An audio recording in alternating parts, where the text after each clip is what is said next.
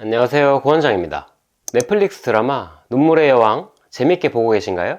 지난 영상에서 드라마에 나오는 인물 중 주인공인 백현우와 홍혜인에 대해 정신과적 관점에서 이야기를 드렸었는데요. 이어서 주인공을 제외한 다른 인물들에 대한 내용으로 이야기를 드려볼게요. 아직 드라마가 진행 중이니만큼 스포가 포함되어 있을 수 있으며 확정이나 최종 결론이 아닌 재미의 차원으로 봐주시면 좋겠습니다. 드라마 스토리 자체가 퀸즈 그룹을 둘러싼 거대한 음모 속에서의 러브 스토리라는 구조다 보니 자신의 목적에 따라서 사람을 속이고 이용하고 배신하는 소시오패스들이 많이 등장하는데요. 다른 말로 반사회적 인격장애라고도 하죠. 그 여러 명을 언급해 보겠습니다.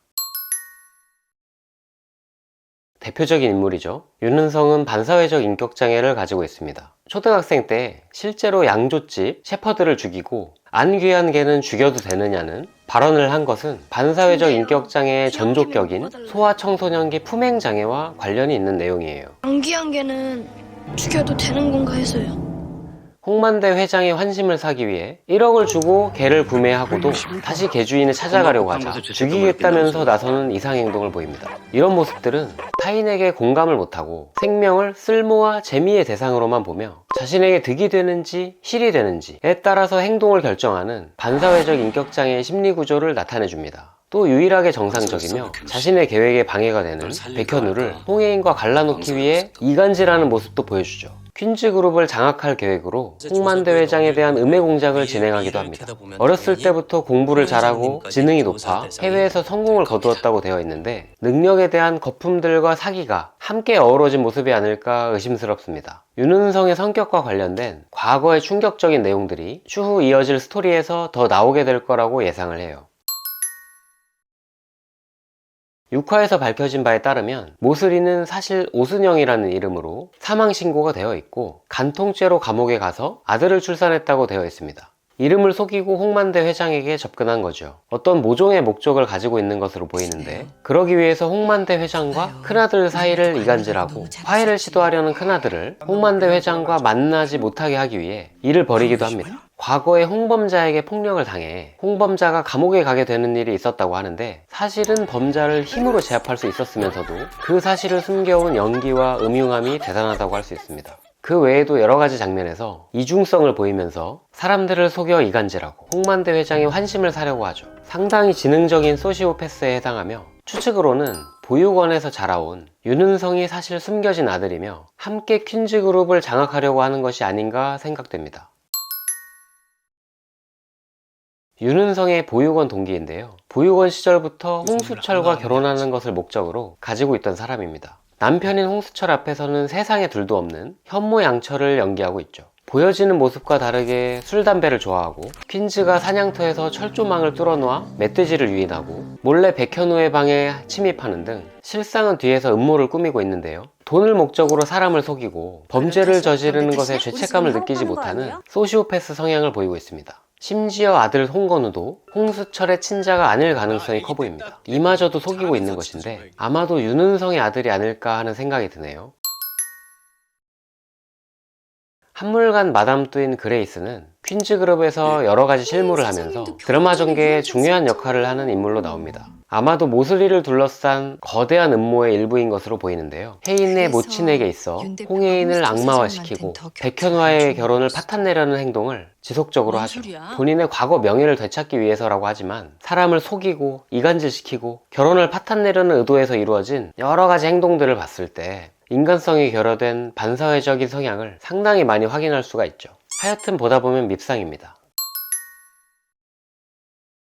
홍혜인의 모친은 극 중에서 일관적으로 딸인 홍혜인을 미워하고 모자란 둘째 아들인 홍수철의 편을 드는 모습을 보여주고 있는데요. 오래전 보트 사고로 큰아들이 홍혜인을 구하고 죽게 되자 큰아들의 죽음을 홍혜인 탓으로 돌리면서 홍혜인 때문에 큰아들이 죽었다. 사랑하는 큰아들을 죽게 만든 홍혜인은 나쁜 년이다. 라는 부정적인 생각의 고리에 계속 갇혀있는 것으로 보입니다. 너는 너만 생각하는 뼛속까지 나쁜 년이니까. 동시에 혜인 외의 유일한 자녀이며 딱히 탓할 이유가 없는 막내 수철에게 큰아들에게 가지 못한 애정이 고스란히 향한 것으로 보입니다. 너무나 싸고 돌아서 오히려 수철에게도 독이 된 듯한 왜곡된 애정이죠. 치료자로서 보기에는 수십 년이 지난 후에도 트라우마의 영향에서 벗어나지 못하면서 자녀까지 미워하게 되는 모습이 안쓰러워 큰아들의 사별을 경험한 것에 대한 트라우마 치료를 받으면 좋겠다는 생각이 들었습니다.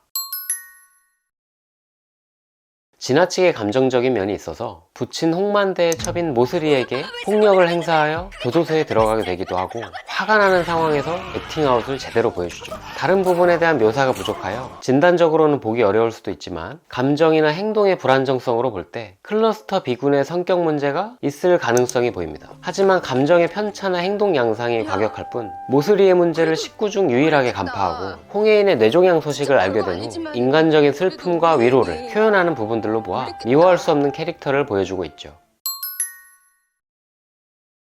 홍수철은 드라마 속 인물 중 가장 나이브하고 무능력한 인물로 묘사가 되고 있습니다. 스스로도 자신의 무능함을 자각하고 있기 때문에 자신을 여우 같은 연기로 떠받들어주고 있는 아내에 대한 애정만큼은 대단하죠. 자신에 대한 확신이 부족한 상태에서 홍만대 회장에게 홍까지 나면서는 공황발작을 겪게 되기도 합니다. 아마도 성장 과정에서 큰아들을 잃은 모친의 수철에 대한 과보호가 있지 않았나 싶은 생각이 듭니다. 성인이 되어 가정을 이룬 지금도 모친은 어떻게 하면 수철을 챙겨줄 수 있을까 싶어서 방해되는 것이면 딸인 홍혜인이나 사위인 백현우라고 해도 불도저처럼 밀어버리려고 합니다. 치료자들이 자주 쓰는 말 중에 스포일드 차일드라는 용어가 있습니다. 부모가 자녀를 너무 아끼고 사랑해서 원하는 대로 다 해주는 바람에 자녀가 자기만 알고 독립적이지 못하게 된 의미로 쓰이는 것인데요. 이 용어가 수철에게는 딱 들어맞는 것 같습니다. 큰아들을 잃은 혜인 모친이 극복하지 못한 트라우마의 영향이 이렇게 다른 아들에게까지 전달된 것은 너무나 안타까운 일이네요.